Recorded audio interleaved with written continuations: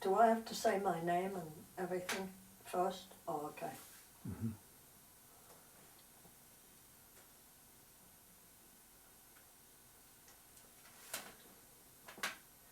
My name is Frances Outhwaite, and I was born in the Greater London area in 1923. My mother was in the First World War, and she had 4 young children, and I wasn't one of them.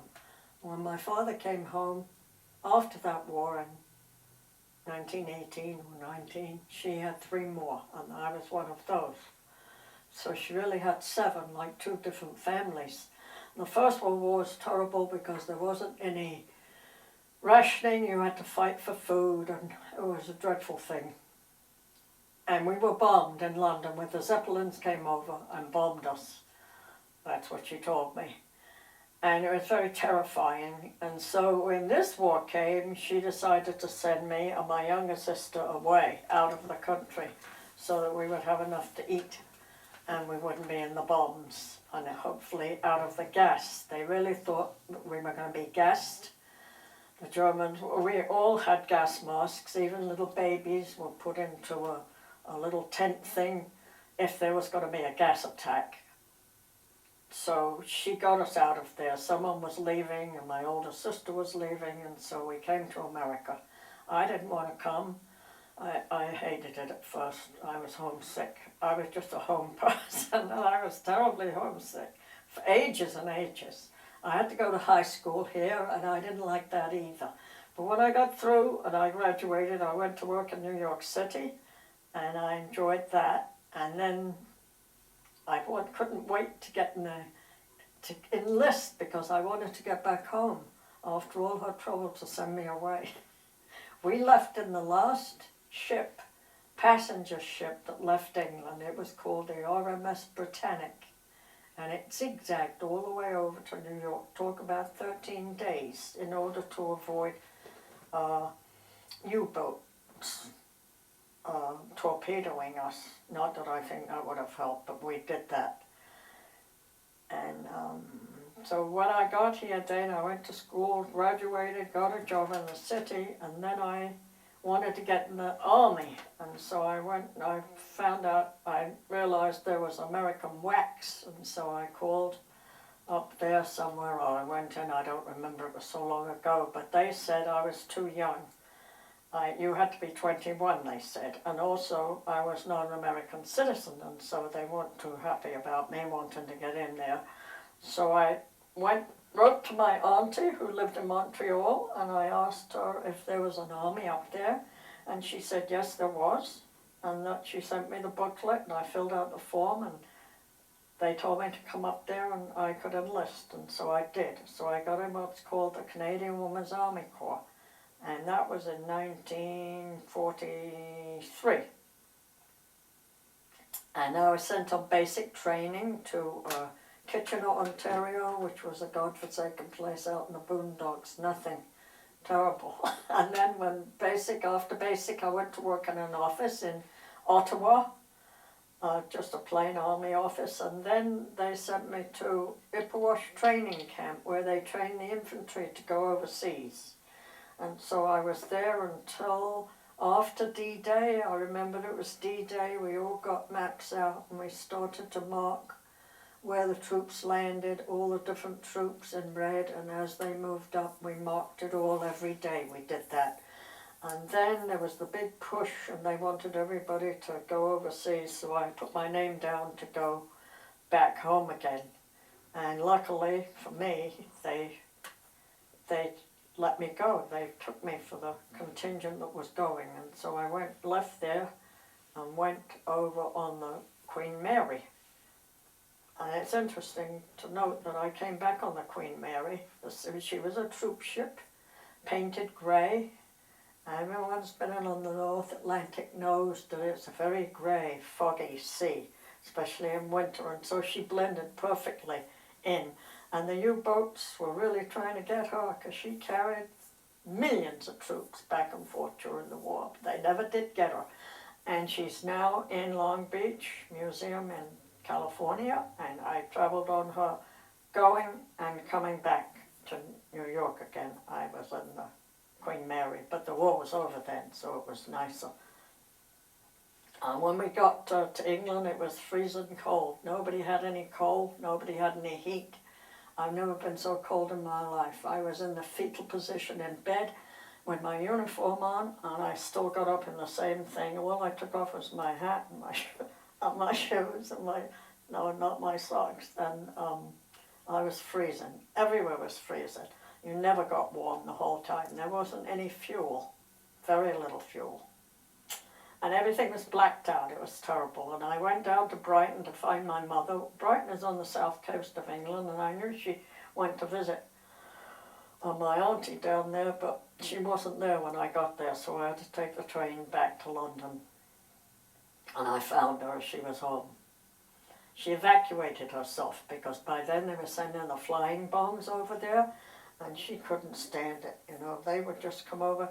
And it was very difficult to shoot them down. It wasn't like shooting down a plane, because then all the anti-aircraft guns were going at that plane, and the flashlights would spot it, and they would have a chance of bringing it down. But these things just, they didn't have a pilot, and they aim them in the general direction of London and hope for the best. And they would come over, you wouldn't know, sometimes 10 or 15 would all come together, and sometimes it would be spaced out through the day. You just never knew.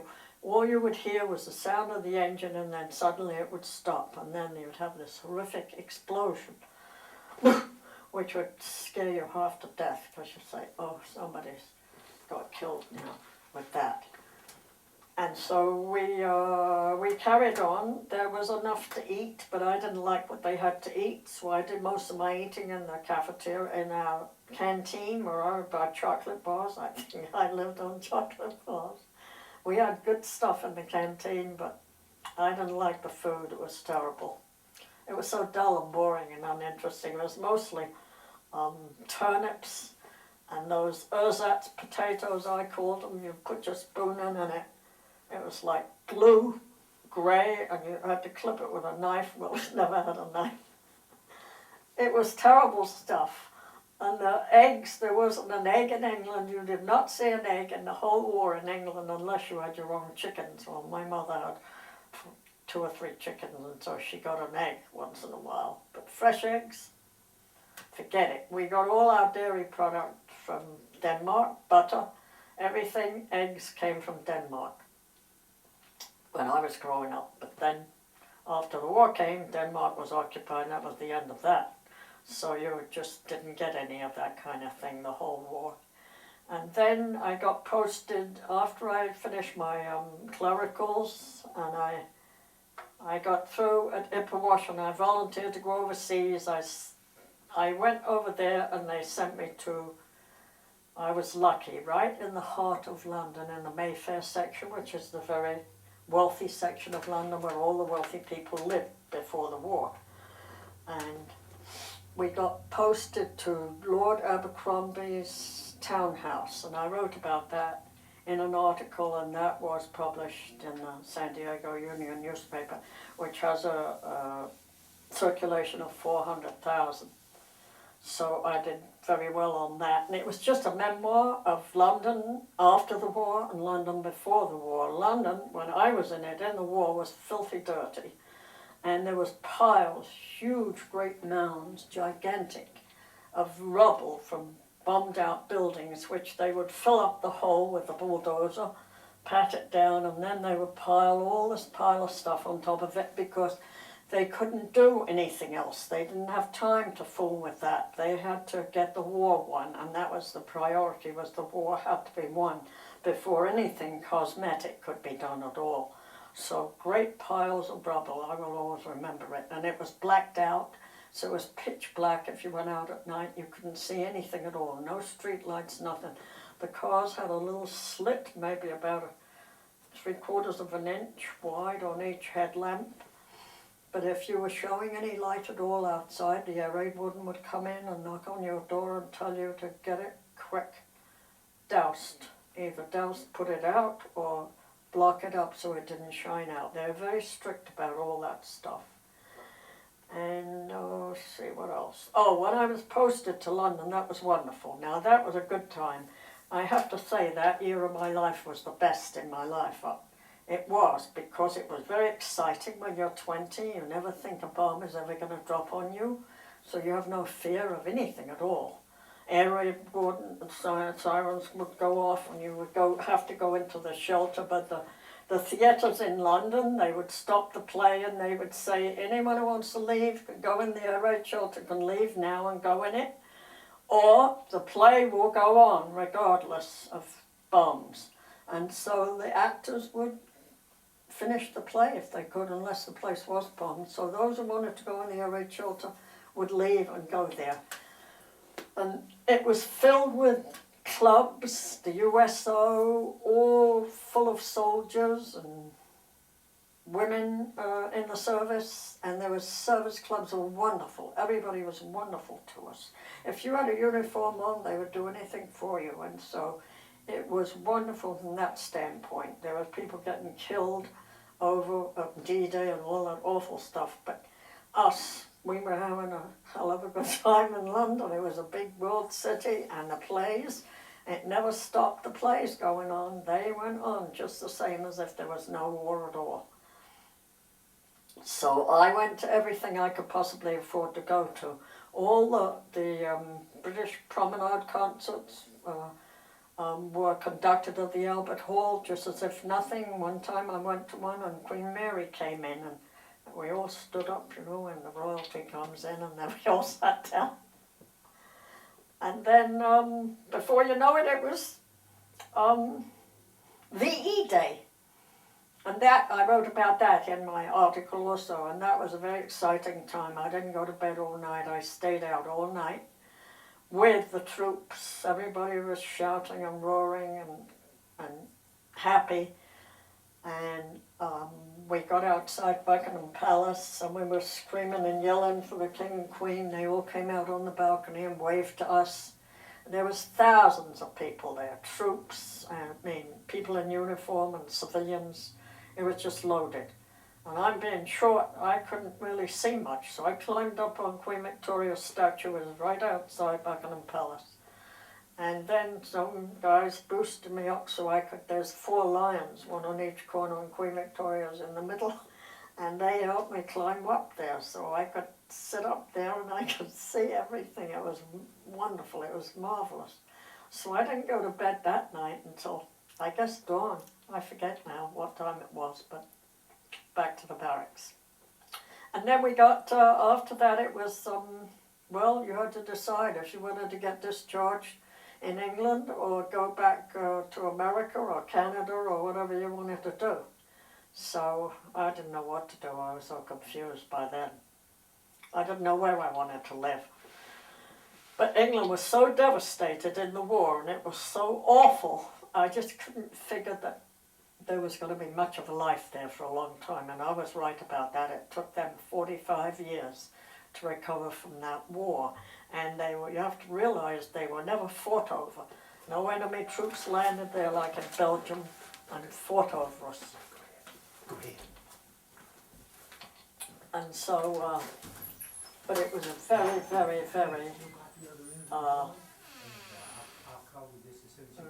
what do you call it, experience. Oh, the flying bomb. The flying bomb did land while I was sitting in the office typing. One of those flying bombs, I heard it come over. That was when we were in South Audley Street, was where Lord Abercrombie's house was. And you had to give up your house in England during the war to the military, and so we were stationed there. And I'm typing away, and all of a sudden I hear this flying bomb going on, and it stopped. Boom! And so I said, oh, it's landing. I got to see this. I ran out the barracks. I shouldn't have done that. You never go out without permission, especially without your hat on. And I just flew outside and I crunched over all this broken glass until I could see where that bomb fell over by Marble Arch, which wasn't very far away. And, well, I guess that was about it. I can't remember too much more. Except I had a good time during the war, and that's terrible to say when people got killed. Fran. I mean, I feel bad saying that. hear what you're saying, and you have shared some very interesting things, even including the next veteran to be taped and the doorbell ringing. Hey, how about that? But just in maybe about a minute, what experiences did you take from the war that you think you've used in life?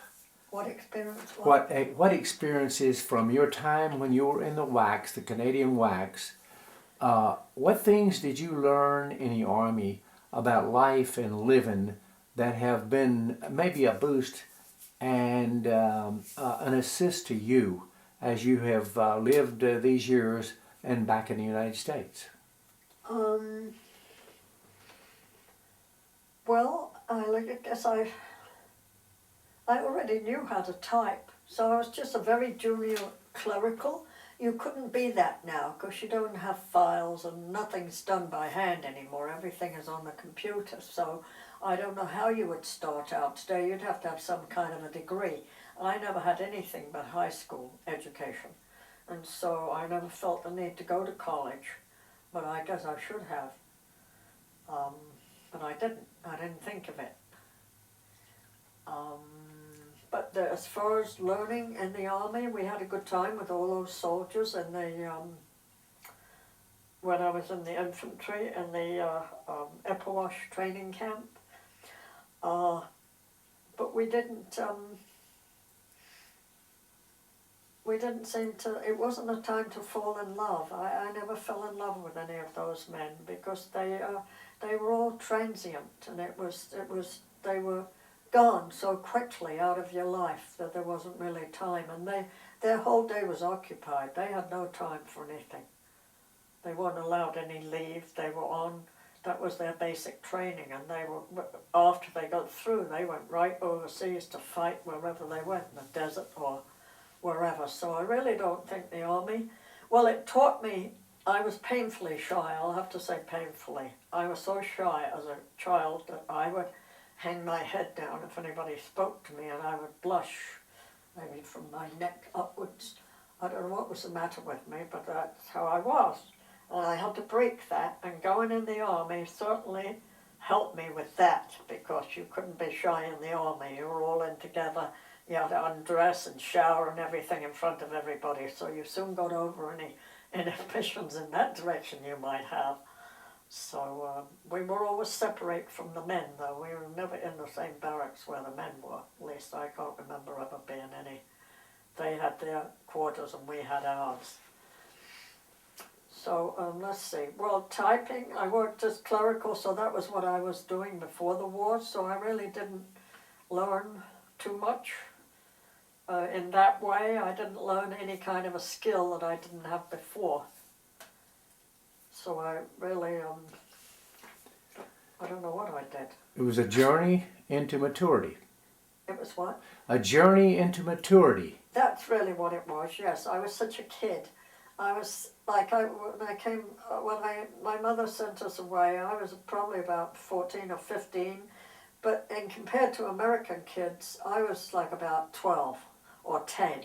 I was just a child. I was so immature and so childlike. I really was for ages and ages and ages.